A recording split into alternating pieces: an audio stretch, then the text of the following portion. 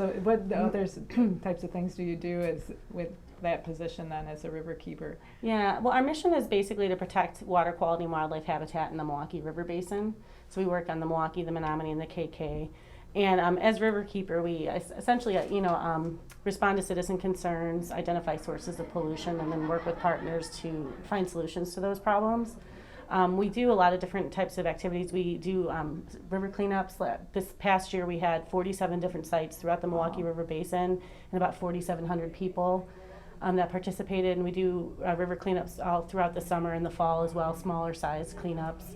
We're actually partnering on this project with MMSD to do trash cleanup and water monitoring as kind of in-kind support for the concrete removal project here, and have partnered with the DNR and others on advocating for dam removal projects and working and trying to get volunteers for some of the fish passage projects. We had some volunteers up this morning at the Thiensville Fish Passage. They were doing some work up there.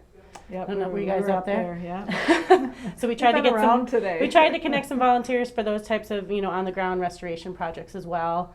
We do a lot of we have water quality monitoring, so we actually have about 88 water quality monitors right now, citizens who test water monthly. What kind of things do they test? They test generally water temperature, oxygen, pH, and then we give them most of them have thermistors, which are take water temperature hourly. They look at turbidity, flow, and macroinvertebrates. And we also are doing a very intensive bacteria monitoring right now. We found this area on the Menominee that's between Burleigh and Hawley that's between 100 and 1,000 times higher in bacteria than it should be. And so we've been very intensively testing for bacteria in that section of the river. There's a big unknown source of bacteria. And so we're looking in that area to identify where that's coming from. And working with the Great Lakes Water Institute, basically looking for bacteroides and human sources of bacteria. Oh, wow. Yeah. So trying to get, drill down on where that bacteria is coming from. Is it coming from geese?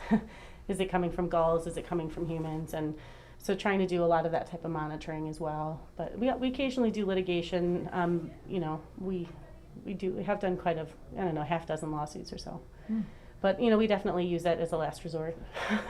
Yeah. Is there other entities like you in other river basins around the state, or is this kind of unique? Yeah, we're part of a group called Waterkeeper Alliance, and it was started by Bobby Kennedy Jr. on the Hudson River. They started with Hudson Riverkeeper. But we actually have, I always get the number wrong, but we have 189 programs right now throughout the U.S. and Canada and 4 other continents. So there aren't other riverkeepers yet in Wisconsin. There used to be a program in Superior who was a Lake Superior waterkeeper, but they folded. But we, have 10 different programs throughout the Great Lakes right now.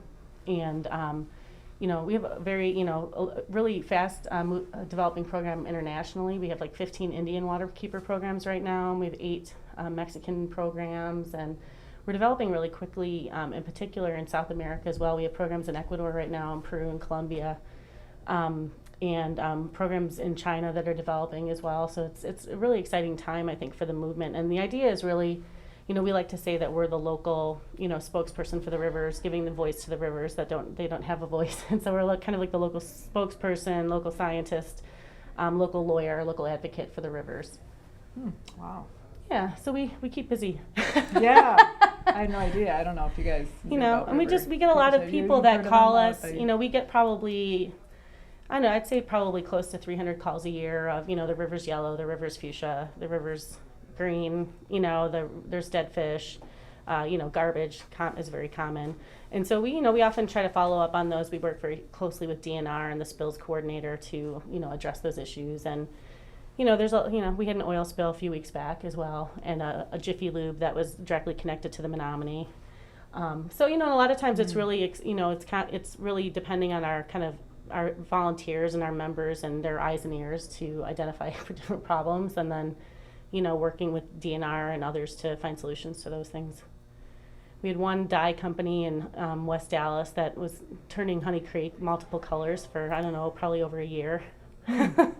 And it was really hard to figure out where it was coming from, but we eventually did. But, a lot of times there's plumbing work done and there's a sanitary and a storm that are, not connected properly, right, or some, some Very misconnections common, done. And, you don't really find out about it until someone's walking, their dog along the river and notices the river's chartreuse or something, you know. So, yeah, so we basically just try to keep our eyes and ears out and address those problems as well. Yeah, good. Yeah. Okay. We're also really involved in SWEET right now in the watershed action teams for the Menominee and the KK, and trying to come up with these plans for implementing cost-effective projects that we're hoping will lead to measurable improvements in water quality.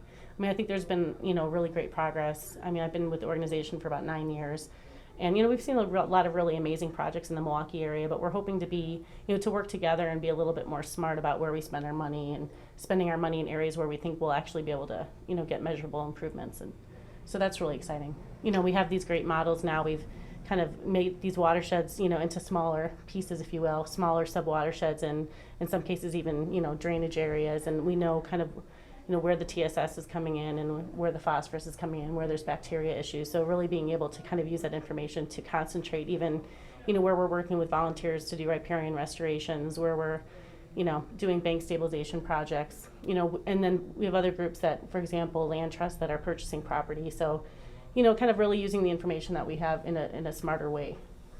Yeah, and kind of prioritize the issues and problems and fixes on that smaller area. Yep. And then you probably get more buy-in from the locals too, and the volunteers that are doing a lot of the work. So.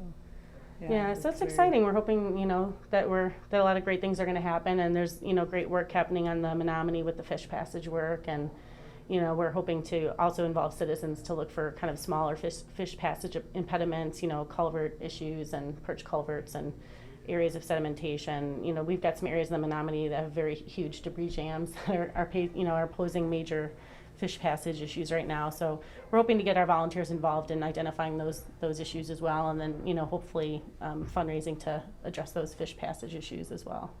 Yeah. Once we get this big one dealt with. Now, the Sweetwater is also involved in some protection type of projects too, or like enhancing, like agricultural areas that have agricultural ditches that you could do some work on the streams and then get a big bang for the buck for more water absorption kind of up in the headwaters. Yep. Is there a few of those projects going on, or? Yeah, there's a lot of different projects going on. I mean, and a lot of the members of Sweetwater, like the counties, are obviously trying to push farm bill projects and trying to enroll farmers in Conservation Reserve Program and other programs that exist to put in riparian buffers along the stream and those kinds of things. And we also have, MMSD and the Conservation Fund are purchasing properties with hydric soils and other properties to, make for flood management purposes and also preservation purposes. So there's a lot of different, really great projects that are happening already.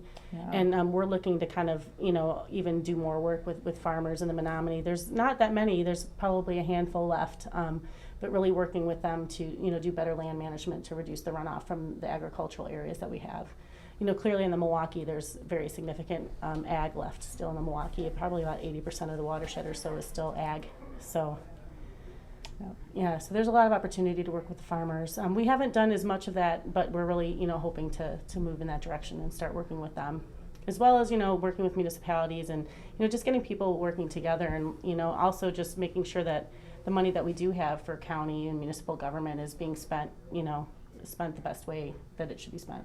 And, we're also hoping to provide, value as well to the municipalities and government agencies and, helping them meet their goals as well. A lot of them have permits, for example, to do education and outreach pertaining to stormwater, to do illicit discharge detection. And we're really helping them with a lot of that work, which they don't have the resources to do. So, we're hoping to develop educational materials that they can disseminate to their residents and, to help them with monitoring as well, and so that they can use that information to better focus their funds that they do have. To fixing the pipes that we know are causing issues directly. So, that's the kind of exciting thing, I think, just getting people together and hopefully trying to, just work together more effectively and use our resources more effectively. Oh, that's great. Yeah. Okay, thank awesome. you. Thank yeah, you. Thank you. That's good.